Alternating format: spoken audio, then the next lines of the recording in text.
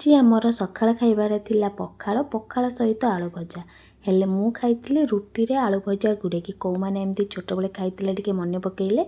मो खाइबा देखि माँ कहले समस्ते पखाळ खाउछन्ते तू काई रुटी खाउछ आ तते गुंडे पखाळ खोइदेबी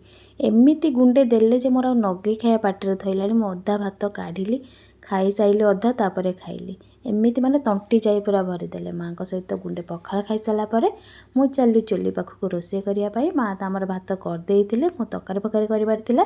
आज आमर रोषेरे हेइथिला भात देसी मुग डाली ता सहित हेइथिला भेंडी गोटा भजा बैगण फाड़ी भजा आलू बघरा पालंग शाग आलू बड़ी बैगण चचड़ी ता सहित पियाज दहीर गोटे छुंक सादार ये आइटमटा हैला माने आउ किछि दरकार नै एइटाक लगेइकी खाइदेबे। एसबू खिया पिया सरला पर आज आमर आसला गोटे नुआ जिनस चलते आपण मानक देखा सेटा कि नुहम सेटा हूँ जामकोली वर्षर जामकोली कौ मैंने नुआ हो सारे टे जनबेटी